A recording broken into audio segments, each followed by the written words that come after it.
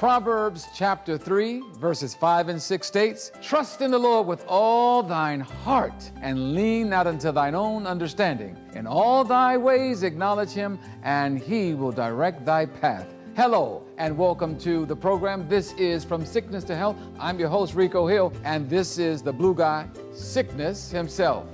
And today, we have a fascinating program for you, don't we? Yeah, I guess so. You all right? I'm a little disappointed. In me, the program, the topic, what? No, my heart. It attacked me last night, out of nowhere, after all I've done for it. You mean you had a heart attack? No, I did not have a heart attack. My heart attacked me. Let me get this straight. Your heart attacked you. Yeah, can you believe it? No, I can't believe it. Well, there I was, sitting on the couch, enjoying some delicious high-fat ice cream with corn syrup. Anyway, out of nowhere, this sharp pain in my chest like a knife. How would you like it if someone put a knife in your chest? Well, I probably wouldn't like it, but that's not the point. The point is that your heart is just responding to all the unhealthy foods you've been eating. Unhealthy foods? I'm insulted. Name some. Let's see, fried bacon, fried chicken, fried fish, cupcakes, fried ice cream, pizza, cheese pizza, meat lovers pizza. What else? No. Rico, this isn't helping. Name some unhealthy foods. Anyway, that's probably why your heart attacked you. Yeah, that's right. My heart attacked me. Make the record straight. My heart attacked me. Ungrateful heart. So you're mad at your heart? Yes, I'm mad at my heart. I have taken care of this thing. Oh, are you mad at your mouth too? Maybe you should be mad at your hands for putting the food in your mouth. Hold on. I need a time to laugh at that joke. This is not funny. Okay, roll the program. Look, today's topic is when hearts attack. Hello, heart attack hotline? Yes, I'd like to report a vicious attack. Roll it. Yeah, I can wait.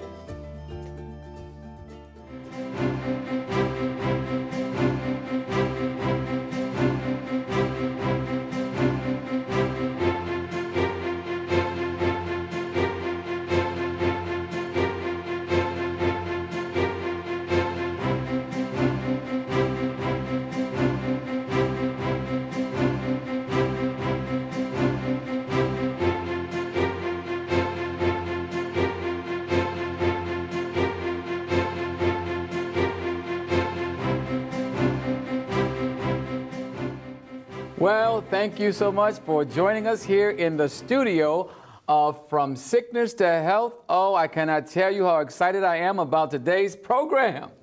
I'm joined by my good friend, Dr. Schubert Palmer, who is the chairman of the cardiology section of the White Memorial Medical Center in Los Angeles, California. He's also the director of catheterization laboratory and the director of cardiac rehabilitation.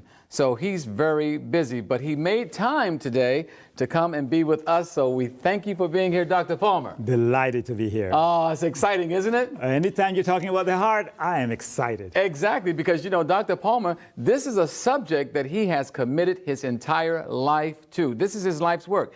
And he is committed to making people healthy mentally, physically, and spiritually. And there are a lot of misconceptions, aren't there, about this subject, about what keeps us ticking, what slows us down, or even stopping altogether. But our friend, Sickness, thinks that he has this whole heart thing figured out. So let's take a look and see what he has to say. Thank you, Rico. Hey, did you know that cardiac arrest and heart attacks are the leading cause of death in the United States this year? That's 1 in 4 people that's gonna die of cardiac arrest. Wow, big business. Take this guy, for example. I mean, look at him. Fatty foods, lack of exercise, sugary drinks, watching TV all day, late night eating. He's just 35 years old. But little does he know that age is nothing but a number. Boy, he has no idea what's gonna hit him. Hey, buddy, want me to order another meaty extra cheese pizza? I'm paying. Hey, sure. All right. He thinks I'm paying, but in the long run, he'll be the one paying. Back to you, Rico.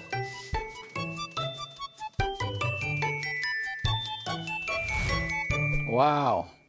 Well, I tell you what, I don't know if he has it figured out or if he's causing a problem, but today we're talking about, as Sickness put it, his heart attacked him. And many people have this misconception that somehow a heart attack is like your heart attacking you. But we're going to kind of show in this program today that oftentimes we're attacking our heart, aren't we? We certainly are. Okay. Well, and the thing that's so exciting about today's program, Dr. Palmer, is that you brought some props for us. So let's start with the basics. Let's start at your heart. Heart's the size of a fist, basically. And you remember, this is going to be pumping by the time you are 70 years of age. It will have beat at least 2 billion times. Wow. If you look very closely, you will notice that there are these big arteries we call the aorta and the pulmonary artery. And on the outside, you have these little bitsy things. That's the coronary arteries. The red ones are the arteries, the blue is the veins. We were concerned about the arteries. And you have 3 main arteries. You have one that's on the left side that comes down the front, the other one that circles to the back, and they actually start out together. And if you get a blockage in that area, you call that a widowmaker. And then you have the artery on the right side that's called the right coronary artery. So whenever an artery gets clogged up with cholesterol and fats, then all of the muscle that's depending on that blood supply doesn't have it. And so you have a heart attack. Inside the heart, if you look inside, those are the muscles, and they're beating their hearts off, no pun intended. But they can only work as the circulation is good to them. They can't get the blood directly. Now, alligators, they're different. They have sinusoids, and they get the blood directly, but we're not alligators. We need to get the blood from these coronary arteries. And if they stay open, perfect circulation gives you perfect health. Perfect health. Wow, that is a beautiful demonstration. So we've seen here clearly how the heart functions, and that's how we want it to function. And if we don't have it functioning at its capacity, we're going to have some problems, aren't we? We are, and unfortunately, we are suffering a big epidemic. If you were to take, again, this coronary artery and blow it up to a big size, and I have a little model here. Like, here's an example of what the coronary arteries are supposed to be. Nice and clean. What we are finding out now from autopsies from the young people who have died in the wars, the different wars we've had, is that their arteries, even at a young age, 15, 16 to 20, they've started the process of plaque buildup, that little yellow there, and it gets worse and worse. And what's happening now is this buildup of plaque or blockages we are seeing at an age where you'd have to be 70 years of age. Now we're seeing that disease process in 20-year-olds. So the arteries are landed up looking like this. Whoa. In fact, that's almost closed. It is. And 40-year-old folk, they're running around an average of maybe in the neighborhood of 40 to 50% blockages, and they don't even know it. And it's gotten so bad that in the young people, now this is kind of scary, but a friend of mine who works for the public school system, they're having young people, boys in their 16, 17, 18-year-old boys, and the number one drug that they're asking the health prescribers to give them is medicines like Viagra. Viagra. So there is a problem with circulation, isn't there? It is scary because 16-year-old boys should never have problems with circulation. There are some serious moral and ethical issues involved. But when you consider, besides those issues, why a 16-year-old boy would even be asking for anything like that, this is the problem. The diet that we as parents have given our children now is leading to a society in which parents are burying their children. Oh, how sad. How sad. You know what? There's a video clip that we're going to take a look at that illustrates this point. Let's turn to that and come back and continue to talk about that. Well, the first sign which both of these cast members had was shortness of breath. And you might not think that's a big deal. Most folks look for chest pain. But it turns out that about half the people who have a heart attack never knew it was coming. They never realized that subtle signs were even out there because they were looking for the wrong signs. Shortness of breath, the inability to walk up 2 flights of stairs, or a sudden change in how breathless you get during normal activities, that's an issue that really worries me. It's subtle, but it's there, and it's a big warning sign to everybody out there. If you look like Mr. Gandolfini, that's a warning sign as well. That big waist that we have talked about together here several times, a waist size that is more than half your height is a warning sign, because that increased girth predisposes you to the risk factors for heart disease, which are high blood pressure, number one cause of death, a risk factor for it, diabetes, and high cholesterol. And if you don't know whether you have a shortness of breath or not, and you're not going to pay attention to your waist size, at least know those risk factors, because they're critical. And now the fourth sign I'm going to tell you all is not something many would think of, but it was probably important in Mr. Gandolfini's case, which is what you last ate, because often your last meal is truly the last meal. Heart disease is a serious issue. It's affecting so many Americans. And just before we took a look at the video here, you were pointing out that it's affecting young people, young boys at an early age due to what? The lifestyle, and particularly the diet, is the most important. There are other issues that come into play. The exercise, for most people are on their playing video games and things of that sort, so they're not exercising. Yeah. So exercise is very important, and maybe we'll talk about it in a little while. But relatively speaking, the major problem is the diet. So as a heart surgeon, you are finding that the diet is contributing to heart disease and cardiac arrest. Everyone who has looked at this subject seriously, down from the Surgeon General to William Castelli from the Framingham study, and all of the researchers, same conclusion. 70 to 80% or more of the heart problems we're having would cease to exist if folks were having a reasonable diet. So what's an unreasonable diet? And what happens? What is this? You've got some props here. That's very exciting to me. You've got some glob here. What is this thing here? Well, this here is 5 pounds of fat. Ooh! This is so heavy. You mean to tell me if someone has 5 pounds of fat in their body, it's as heavy as this? How does someone get this in their body? Please explain.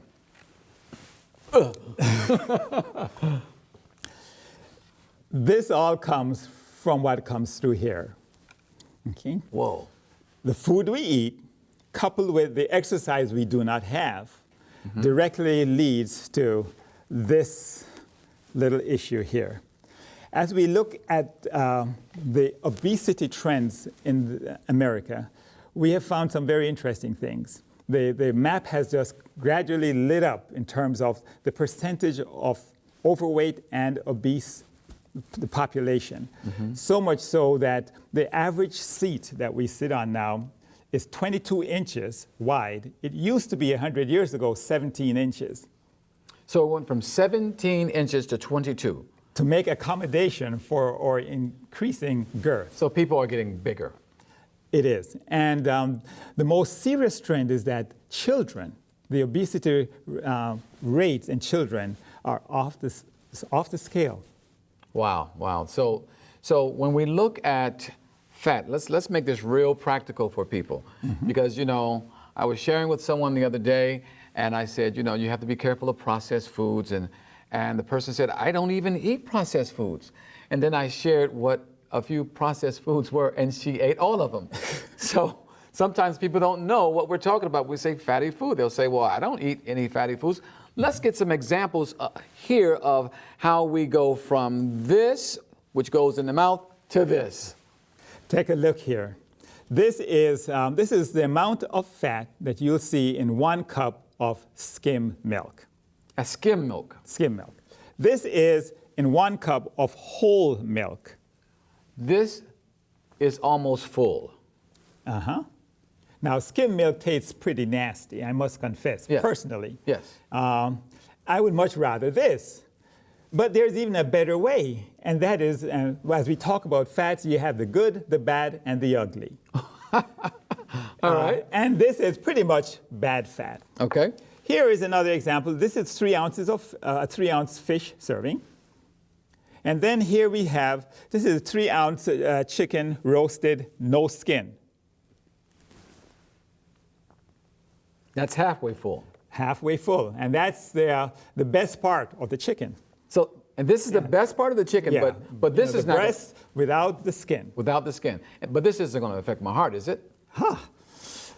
It definitely does. It gets even better. This is a regular potato chips. Wait a minute.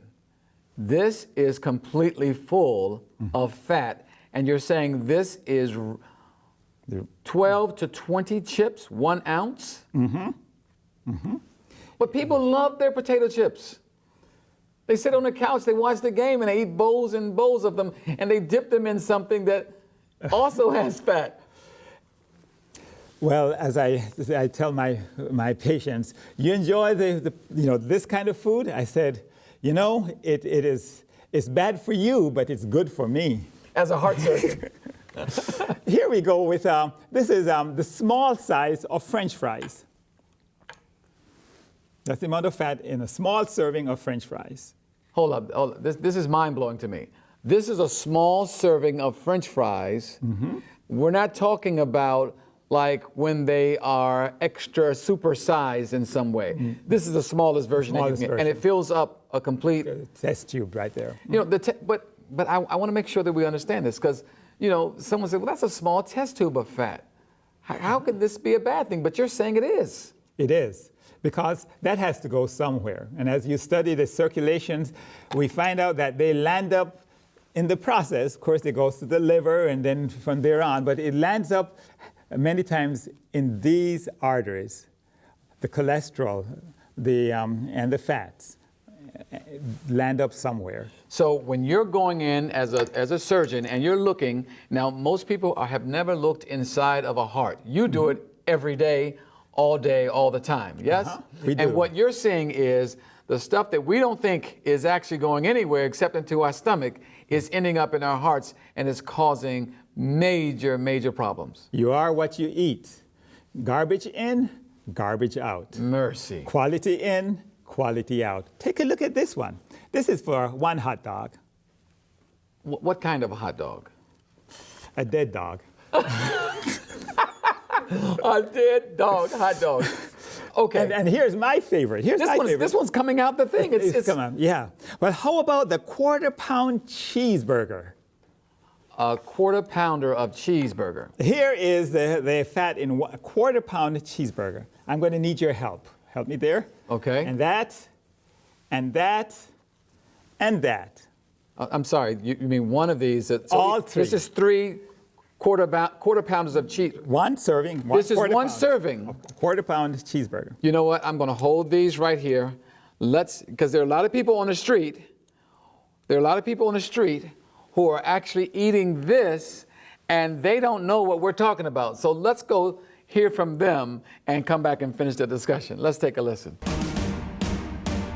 All right, now this whole epidemic of attacks of the heart around the country is taking place. What do you think is causing these heart attacks? Well, people are under a lot of stress. Well, it's definitely not the food, right? Because there's some health nuts out there trying to convince people it's the food. Well, in combination with the stress. Well, what kind of food are we going to throw under the bus with stress that causes these heart attacks? Pork is number one. Pork? Yeah. Why would you do this to me? I thought we were friends. I thought we were too. I mean, it's your shirt with the blue. Friends differ in many instances, Some yes. friends do differ. What do you think causes heart attacks? Stress, high blood pressure. Why put all the guilt on stress and high blood pressure? Obesity? Oh man, you're starting to sound like my friend Rico. What do you think is causing these heart attacks? Fatty foods, I say lack of exercise, something I learned recently. You exercise? Other things. And outside of work, Yeah, don't waste your time. Ride my bike casually, man. Maybe about 4 or 5 times a month. Just run your fingers across the desk. That's about all the exercise I encourage people to get. You do? Oh yeah, man, don't exercise. Yeah, your sickness. Yeah, that's right, I'm sickness! I'm already super famous out here in Hollywood. You know, if you take aspirin, you get on it every day. There's subscription models. They'll send it in from other. I heard it's good for your heart. Oh yeah, it's good for your heart. Aspirin is so fantastic. I won't get a heart attack because I'm within that demographic of people who gets those. So. Heart attack? Yeah. You act like she's acting like she doesn't like heart attacks. People my age are tipping over every day. Like, what? What? Isn't that great? You've heard them, Rico. They don't want heart attacks, but they love them their fried food.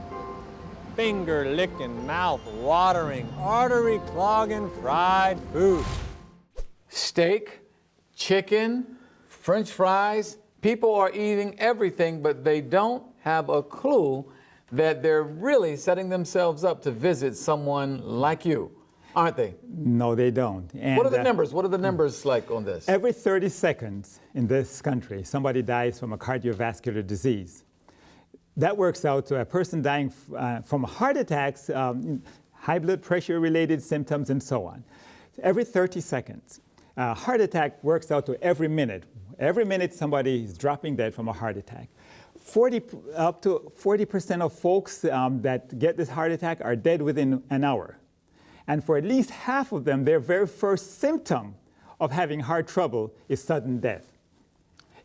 So the symptom itself is death. Death. You're done. It's kind of late. It's a little late in the game for that, isn't it? Yes. And they looked at some of these folks who had sudden death, and they found out that between one study, between 20 and 40% of them had seen a doctor the previous week and had been declared that they were in good health. Oh, that's criminal. It's not the fault of the doctor. It's not. It's the nature of the disease, atherosclerosis. Ah, so it's actually a crime against yourself that is perpetrated even before you've gotten to the doctor. It is definitely not, absolutely. And so what's happening now is that you have this disease, and some can call it the silent killer, that we invite to our home for dinner every day. And silently, it does its job. These arteries keep getting clogged more and more with cholesterol, and most of the heart attacks we have are not even the arteries that are 90% closed. They're the ones that are maybe 50-ish%, but they have an unstable plaque that ruptures. Okay, so you've got something here that once you've started that huge thing of fat that we had here, and you've got that in the body, and you're eating the foods that contribute to this, and someone has a heart attack. Now, I know this very well because my mother actually had triple bypass heart surgery. And for many years, you know, she and others feel that it's a radical thing to change the diet to a more plant-based diet and eating fatty foods, fried foods. But it's really radical to actually have a bypass surgery or this thing that you're about to demonstrate. Running out of time, so I really want to see this. Okay, so yes, here it goes. So you've done all of it. Now, you could have had a heart attack and tried to do everything right. It is possible, but the odds are much, much in your favor if you're even trying to do the right thing. Right. So and again, too, the main enemy that we're looking at is cholesterol. Cholesterol is like public enemy number one. So if your food has cholesterol, you have to be very careful. So a salad has cholesterol? The only foods, my friend Hans Deal said it correctly, the only foods that have cholesterol are foods that have a mother or a face. Flesh foods. Animal chicken, foods. Fish, beef, pork. Yes. And many people don't even recognize that foods like chicken have as much cholesterol as beef. So it has less fat, but it has the same amount of cholesterol. So you've come into my office, and now, not office, you come into the emergency room, and you're having a sudden heart attack. So we rush you to the cath lab. We have to do this right away. And, so I'm rushed to the cath lab. We get inside your artery. We do a procedure we call an angioplasty. And I have here a catheter. Now, I'm going to need your help here, doctor. Okay. Here, I'm taking out the angiogram. Here we have a picture of what a stent looks like. Ah, look at that.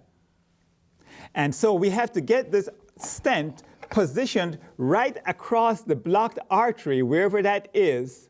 And once we get it into position, then we go ahead and inflate, and let's see what happens. Just push that forward. Pushing really hard. You have to go harder. No, forward. Keep pushing hard. Oh. There, and keep holding it down. Oh, let's see. Okay? Let's try it again. All right. Pull And this back. and as we're doing this, we have a very limited time to open up that blocked artery. I don't want to kill anybody. Let's get this done. Here we go. Ready? Yes. Keep going. Keep holding it. Keep holding it down. Keep holding it down. Keep holding it down.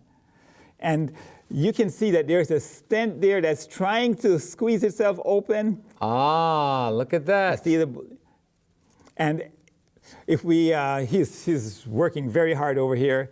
All this work to try to keep somebody alive for eating wrong? Mercy. And that stent will open up and act as a scaffold to keep the artery open. So now you need artificial help to keep the artery open to keep you alive. Well, you do what you have to do. But as soon as I'm finished with this, I get off my mask and everything. I go to the head of the table and I'll tell the patient I got good news and I got bad news. The good news is the artery is open. We have restored circulation. No more of their heart muscle is going to die than already has died. And there's hope. That's the good news. The bad news is I haven't cured anything. The artery, the atherosclerosis is still a problem, and you're going to need to make a drastic change. And then I say the best surgical equipment is not what I do, but I brought along the very best surgical equipment. Not the knife, but it has to do with this. If you can use this is my surgical equipment that I recommend. And if you know how to operate in your kitchen, I will not have to operate on you in mine. Well said. Did you hear that? It comes down to two instruments of surgery. What you have and I have and everyone has, and we use it every day, a fork and a knife. It really comes down to choice, doesn't it?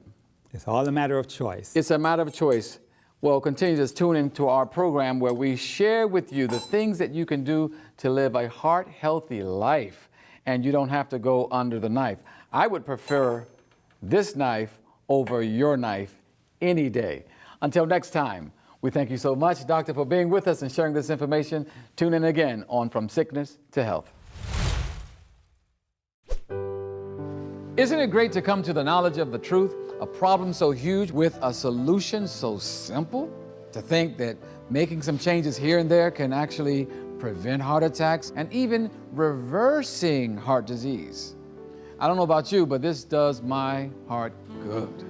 It does your heart good. Oh yes, to think that this program and what we share today may change somebody's life or even save a life.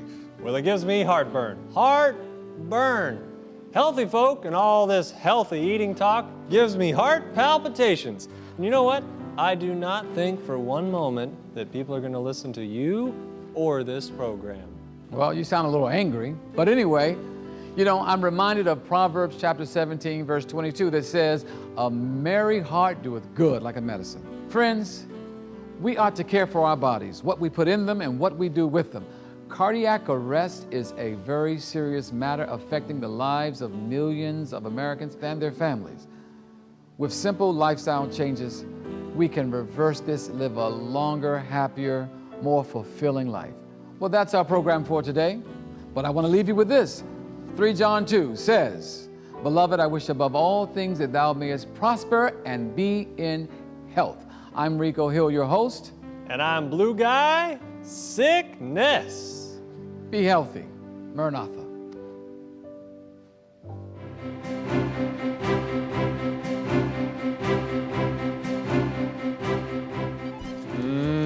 Pizza. Don't try and act like those vegetables taste good. Look, get out. Get out. I'm trying to be healthy, all right? Get out. Oh no, they've gotten to you. Get out, man. No, we're BFFs, late night eating buddies. Oh, this Get is out. terrible. Get out. And take that pizza with you. Go. My friend became a leaf eater. I gotta eat vegetables. It tastes good.